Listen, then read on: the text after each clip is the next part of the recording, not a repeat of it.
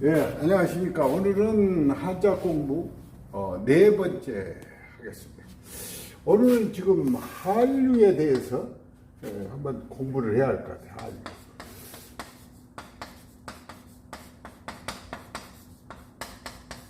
한류. 예, 한류가 왜 부냐? 이제 한국, 중국, 일본, 즉 한자 문화권. 동양의 그래도 세 나라는 그래도 세계적으로 이름을 낼 수 있는 나라들입니다. 다 지금 일본이나 중국, 우리 한국은 세계적으로 다 알아주는 나라들입니다. 그 중에서 한류가 더 분다. 그 연구를 해보면은 한국 사람들이 일본 사람들보다 더 키가 크고 중국 남방보다는 키가 크죠. 우리 이제 중국에는 북방 쪽 사람들이 키가 큰 편인데 키가 크다. 그 다음에 또 뭐가 있냐? 얼굴도 더 잘생긴 것 같고. 그 다음에 또 뭐냐? 발음. 즉, 이 발음이 훨씬 좋습니다. 발음. 이 발음이. 발음을 어느 정도 낼 수가 있냐? 이게 우리가 이제 한국, 중국, 일본, 이렇게 보면. 한국은 발음이 내는 것이 약 8,700개 정도를. 발음을 이렇게 8,700개 어느 정도 자유자재로 좀 낼 수가 있죠. 물론 못 내는 발음도 많이 있지만은 못 내는 발음을 우리가 표기만 잘하면은 세계적으로 더 한글이 멋있게 갈 수가 있고. 그다음에 중국은 발음을 몇 개 내냐면 400개를 냅니다. 400개. 그럼 일본은 몇 개 정도 내냐면 300개 정도 됩니다. 그러니까 여기서 보면은 이것만 보더라도 한국이 발음이 훨씬 많이 낼 수가 있다. 근데 중국에서는 이 남방에는 발음이 훨씬 더 많습니다. 즉 발음에서 받침을 우리가 낼 수가 있어요. 받침. 예를 들어서 기역, 니은, 디귿, 리을, 미음, 비읍, 이응. 요 시옷은 이것과 같기 때문에 7개 발음을 정확하게 냅니다. 우리는 발음 몇 개를 다 내면 7개를 내요. 이거 다 내고, 중국은 니은과 이응만 냅니다. 중국은. 근데 중국 남방은 중국 남방, 이 발음들이 또 다 있습니다. 그래, 중국 남방 발음은 참 잘 내죠. 그래서 중국에는 북방에서 오는 사람들보다 남방에서 온 사람들이 한국어를 더 잘해요. 그리고 이제 일본은 니은, 미음, 니은 중에서 이응만 나오죠. 그 앞 발음에 의해서 니은도 나오고 미음도 나오지만은 발음이 없다. 그래서 이제 한국의 장점은 한류가 또 풀 수 있는 것은 이 발음 때문에 그런다. 그러면 이제 1, 2, 3, 4, 5, 6, 7, 8, 9, 10 이렇게 했는데 우리 발음은 1, 2, 3, 4, 5, 6, 7, 8, 9, 10 그러죠. 근데 이제 중국의 발음은 1, 2, 3, 4, 5, 6, 7, 8, 9, 10 이렇게 이제 여기서 보면은 이 받침이 참 없어요.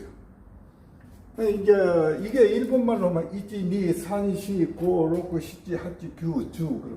그런데 중국 남방의 그 광동 발음은 약, 이, 삼, 세, 록, 찻, 밭, 가오, 섭.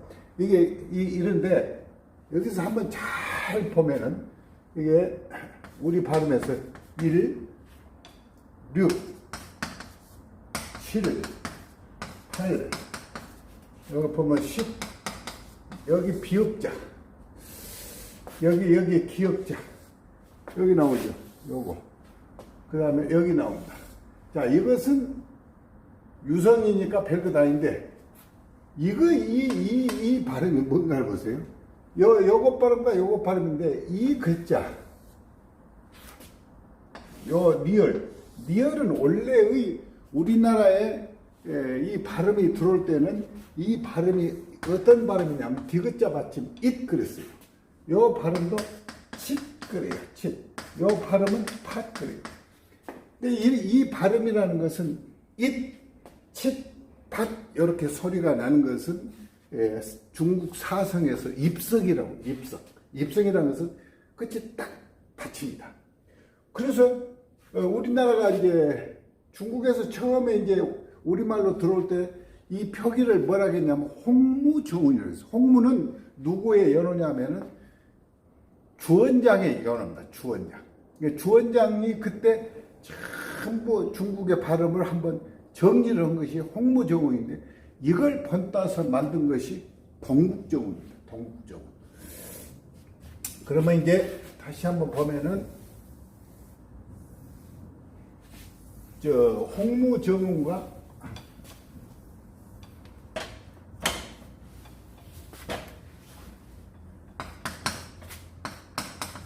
홍무정운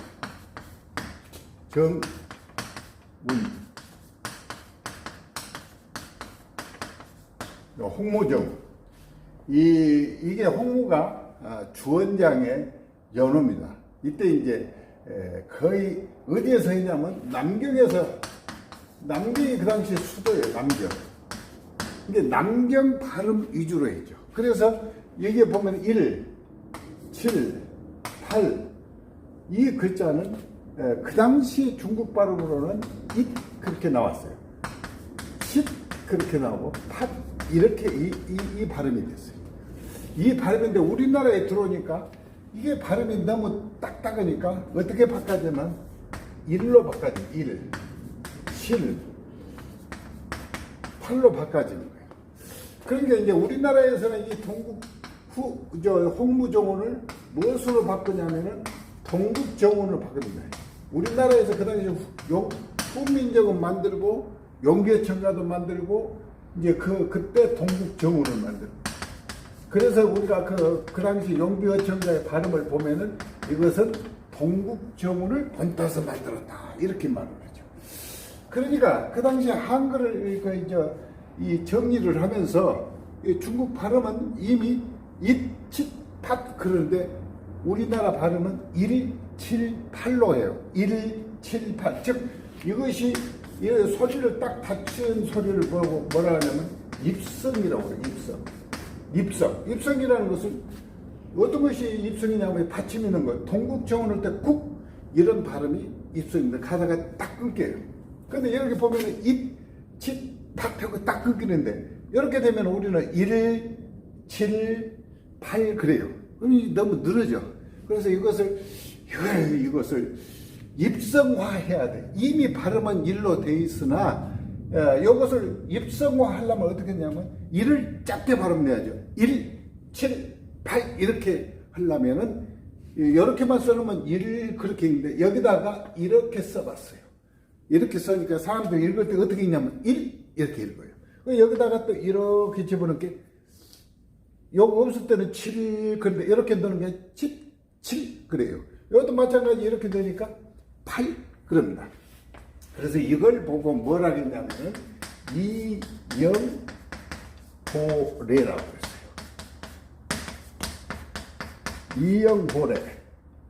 이영보래.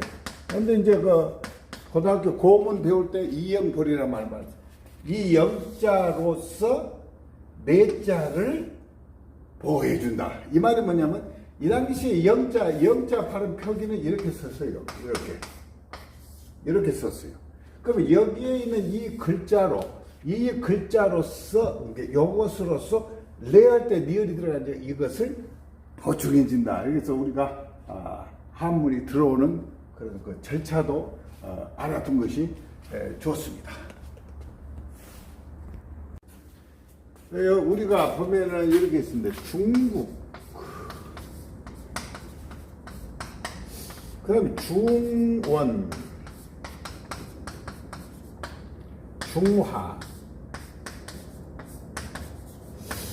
자, 이런 것을 좀 알아야 돼요. 중국, 그러면 지금 현재 한국이냐, 일본이냐, 뭐, 월남이냐, 뭐, 이렇게 이 나라의 이름이죠.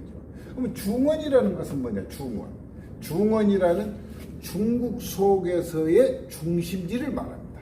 그럼 지금 어디 근방이냐면 하남성 일대를 중원이라고 그래요. 중원. 이 원자는 무슨 근원 원자도 되지만은 이 들판이라는 뜻입니다. 들판. 이게 고원, 그러면 우리가 고원이라는 것은 높은 것만 고원이 아니라 높이 올라가서 거기에서 그 들이 있는 것, 평평은 있는 것을 고원이라고 그래서 그 중원이라는 것은 중국 속에서 한 중앙에 있는 들이, 그게 하남성 일대가 사실은 그 아주 평평하니 좋은 황토밭이 많습니다. 중국 쪽에서 다른 지역 가면은 고속도로 낼 때 상당히 어려움이 많지. 산도 많고 막 뚫고 가는데 중원 지역을 가면은 그냥 바로 그냥 도로를 내기 때문에 좋죠. 그래서 늘 이야기가 중원을 차지하는 사람이 천하를 얻는다. 그래서 이 중원, 하남성에 가면은 그런 말이 있어요. 중국 속에 중국에 오신 것을 환영합니다. 그래서 이 중원에서 많은 문화가 발달된 문화가 그게 중화예요. 그럼 중화라는 것은 뭐냐? 중국에서 아주 아름다운 꽃을 피워낸 문화를 중화라고 하는데, 이 세계를 이렇게 딱 보면은 여가 중원이에요. 얘가 중원이고 여가 가운데 중자예요. 그럼 여 중원을 벗어나는 것은 동쪽과 서쪽, 남쪽, 북쪽 이렇게 나옵니다. 그래서 중국의 중원 쪽에 있는 것은 여가 어째요? 빛이 번쩍번쩍 나니까 중화라 그러고, 즉 그 중원을 약간 벗어나서 사는 사람들을 가리켜서 그 민족을 가리켜서 이렇게 합니다. 요건 이라고 그래요.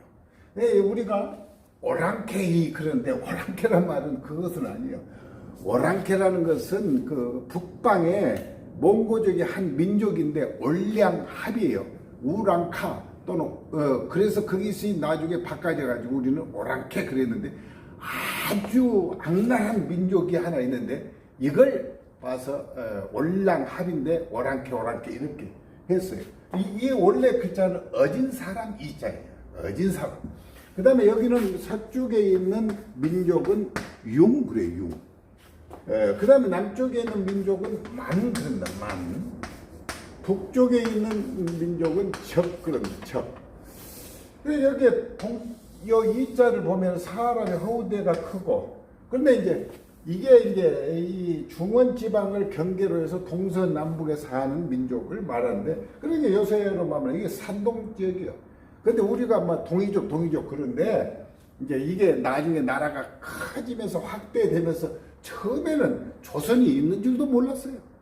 그러다가 나중에 보니까 차근차근 이렇게 변화가 되어가지고 그렇게 쓰는데, 이 몸집 큰 데다가 얘가 활을 차고 다닌다. 예? 그래서 이쪽 계통 사람들이 이 활을 잘 쏘는 민족이죠. 산동생이라든가 이쪽 사람들이 아마 활을 잘 쏘는 민족이에요. 우리도 마찬가지 활을 잘 쏘죠. 그 다음에 서쪽은 얘가 창과자가 들어가서 이쪽에 창을 잘 쏘는 민족이에요. 예, 그 같은 민족이어도 이 자를 쓰면은 이게 활을 이렇게 잘 쏘고, 이쪽은 창으로, 활과 창이 조금 더 틀리죠. 여기는 많은 벌레충자입니다. 벌레충자. 이게 중국에서 남쪽 민족이 제일 관리하기가 편해요. 그래서 조금 여기는 좀 벌레와 같다. 근데 사실은 양자강 밑으로 전부 많이였어요. 그 다음에 지금 현재 내몽고 북쪽으로 북은 적인데, 이게 개 사슴노변이요. 이게 짐승을 나타내죠. 그래서 여기는 좀 짐승들과 같다. 근데 사실은 옛날에는 그 북쪽에는 추우니까 탈 옷을 많이 입고 다니기 때문에 제일 머리가 아픈 민족이 북쪽 민족이었어요. 이게 항상 전쟁을 잘하죠. 전쟁을 잘하면은 뭐가 돼? 싸우면 지는 것을 패라고 그러죠. 우리가 전쟁에서 지는 것을 뭐라고요? 패북이라고 그러죠. 패북. 근데 북자로 쓰면은 북쪽이라는 것을 하기 때문에 우리도 발음을 중국도 이렇게 틀리게 쓰죠. 배로 있죠. 우리가 패북이라는 거. 북쪽하고 전쟁하면 항상 진다 이런 뜻이. 사실은 이게 북방에 있는 민족들이 중국의 땅을 많이 넓혀준 거예요. 사실은 한족 중심에는 그 많은 땅을 점령하지 않았어요. 만주족이라든가 몽고족 이쪽에 있는 민족이 많이 있고 그러죠. 그리고 이제 이 동쪽에 있는 민족, 그래서 이제 이쪽 오른쪽으로 있는 민족이, 그래서 나중에 우리도 이제 동이족으로 이렇게 포함을 시키는데, 여기 있는 사람들 이렇게 보면은 허우대가 크고 활을 잘 쏘고 그러죠. 활을 잘 쏘는 민족은 무엇이든지 하면은 섬세합니다. 섬세. 그래서 우리나라도 마찬가지 활도 잘 쏘고 골프도 잘 치고 손으로 하는 것이죠. 그 다음에 또 우리가 1970년대만 하더라도 미국으로 많이 가는 사람들이 있는데, 그 사람들은 뭐냐면 병아리 감별사들, 이런 사람들 우리나라 사람들이 많이 갔는데, 병아리 감별사들은 병아리가 막 태어나자마자 한번 보기만 해서 만져만 보면 암컷 수컷을 구별하는데, 미국 사람들은 그 구별을 못해요. 그 정도로 있고, 그 대신에 이제 우리 같은 민족은, 북쪽의 민족은 좀 남방 민족하고 틀린 것은 뭐가 틀리냐?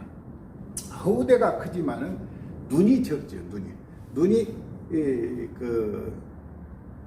쌍꺼풀 눈보다는 외꺼풀 눈이 많습니다. 남방에 우리가 태국이나 이런 데 가보면은 얼굴은 시커멓게 생겼어도 제일 좋은 점은 눈이 또글또글하니 좋고 쌍꺼풀이 지어서 아주 좋습니다. 그래서 사람이 여자들도 지금은 쌍꺼풀 된 여자들이 좋은데, 조선시대만 하더라도 쌍꺼풀 된 여자는 대접을 못 받아요. 그래서 우리가 왕비가 되려면은 일단 외꺼풀이어야 됩니다. 근데 요새 드라마에 나오는 사람들이 전부 쌍꺼풀인데, 쌍꺼풀은 왜 왕비가 못 되냐? 다른 사람을 보고 무엇을 던진다? 추파를 던진다. 그렇기 때문이에요. 우리가 추파로만 이렇게 씁니다. 추파. 가을의 파도다. 가을의 파도. 우리가 이 봄, 여름, 가을, 겨울 중에서 1년 4계절에서 가장 파도가 잔잔할 때가 가을입니다. 그게 가을의 파도. 즉, 모세 이제 이렇게 호수가 있으면 봄, 여름, 가을, 겨울 중에서 가을이 가장 이 파도가 적어요. 바람이 잔잔하기 때문에. 그래서 그 여인들의 쌍꺼풀 된 여자들이 사르륵 웃어주는 것이 가을의 파도와 같다. 그래서 추파다. 그래서 왕비가 왜 못되냐? 이 쌍꺼풀 된 여자는 다른 사람한테 추파를 던지기 때문에 못 온다. 그래서 왕비는 외꺼풀만이 되었다. 그러나 요새 드라마는 전부 쌍꺼풀이다. 그걸 알 수가 있습니다. 그래서 이게 이 중국과 중원과 중화, 그다음에 동이, 서융, 남만, 북쪽에 대해서 공부를 했습니다.